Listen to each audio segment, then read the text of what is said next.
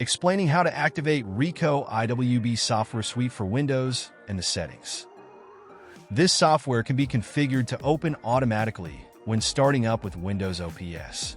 Please refer to a separate video for instructions on how to insert the OPS into the slot on the back of the interactive whiteboard, IWB, and start it up.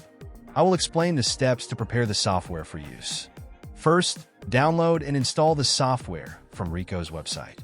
Once installed, the software will appear on the screen. Activation is required to use the product version. After installation, the admin setting option will appear.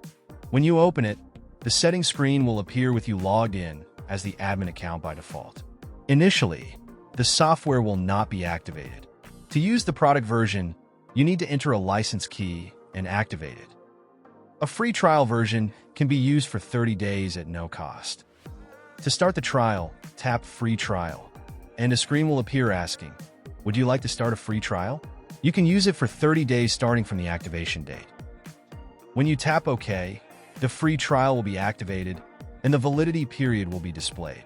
Note that wireless projection is not available in the trial version. The pre-installed apps include Whiteboard, Microsoft Edge, and Explorer. I will explain how to add additional apps and shortcuts later. To activate the product version, open the admin panel in the admin setting menu, where you can enter the license key in the activation section. When you tap Activate, the license key entry screen will appear. Enter the license key and tap the Activate button to complete the activation process. Once activated, you can view the device ID and license key in the same section. After starting the free trial or activating the product version, you need to create a dedicated Windows account for using the software with admin privileges. This account is called the Basic Account. To create the Basic Account, open the Initial Setting app. When the screen is displayed, tap Create Dedicated Account. The screen will change, and when you tap Accept, a new Basic User account will be created. Various settings are managed through the admin user account, but when you start the OPS next time, the software will automatically launch and operate under the newly created Basic User account. From device name in the system settings, you can change the device name displayed in the software.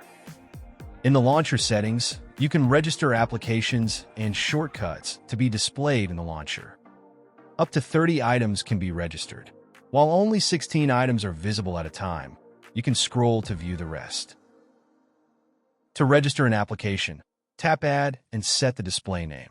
Save the application in a location accessible to non-admin account users. Registration is completed by entering the file path and tapping Save. For example, to register Chrome, open the Task Manager and use Open File Location to find the save location of the Chrome application. Ensure the application file is stored in a location accessible to the basic user. Copy the file path, paste it into the designated field, and tap Save. Chrome will then be registered in the launcher. You can also change the display order of apps in the launcher or remove them by tapping the X icon. To register custom stamps in Whiteboard, tap Register, and a folder will open. Save PNG image files in this folder to register them as stamps.